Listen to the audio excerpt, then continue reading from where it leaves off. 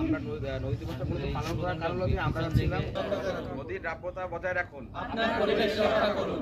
নদীর নাব্যতা বজায় রাখুন, আপনার পরিবেশ রক্ষা করুন। আমরা দেখতে পাচ্ছি মোড়লগঞ্জে আসলে জোয়ার ভাটা যখন পানিটা রাস্তাঘাটে প্লাস্টিক পলিথিনের একটা বড় একটা স্তূপ তৈরি হয় এবং পরবর্তীতে সেগুলো আমাদের নদীতেই ফেলানো হচ্ছে। তার এবারে পরিবেশের উপকার করছি ঠিকই, এবার আমরা নদী দূষণ করছি, যা আমাদের নাব্যতার সৃষ্টি হচ্ছে, যেটা আমাদের নদীকে, আমাদের পানগুছি যে নদী, সেই নদীকে ভরাট করে দিচ্ছে।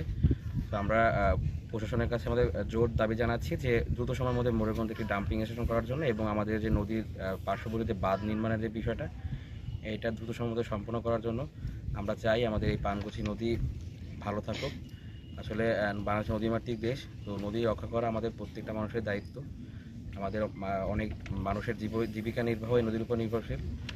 আমরা প্রশাসনের কাছে খুবই দাবি জানাচ্ছি নদী কীভাবে রক্ষা করা যায়, তার পাড়ে বেড়িবাঁধ থেকে শুরু করে নদী দূষণ বন্ধ করার জন্য যে উদ্যোগগুলো, সেই উদ্যোগগুলো নেওয়ার জন্য আমরা আশা করব বাগেরহাট জেলা প্রশাসক সহ সকলেই নদী রক্ষার জন্য আমাদের সাহায্য করবেন।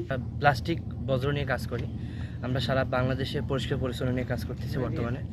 আমরা গতকালকেও আমরা একটা ইভেন্ট করছিলাম আমাদের সোনালী ব্যাংক রোড, ওখানটা আমরা পরিষ্কার পরিচ্ছন্ন করছি। আর এই নদী মূলত আমাদের একটা নদীমাতৃক এলাকা, আমাদের সারা বাংলাদেশ। আমাদের এই মোড়লগঞ্জ উপজেলার যে বজ্রগুলো হয় সেগুলো আমাদের নদীর ওই কিছু নির্দিষ্ট স্থান আছে, ওইখানে ফেলানো হয়, যে জিনিসটা খুবই বাজে একটা বিষয়।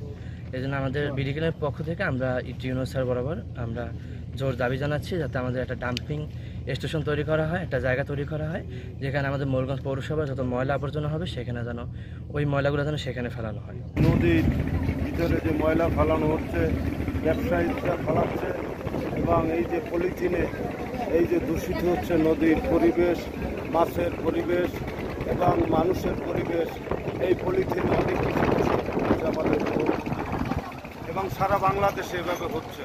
এই জিনিসটা যাতে আমরা সবাই মিলে এবং সরকারে যারা আছেন তাদের পক্ষ দিয়ে যদি এটা কোনো ভালো কোনো কিছু করা যায়, তাহলে আপনাদের এই নদী এবং আমাদের এই পানির মাছের সব দিকে সুবিধা হবে।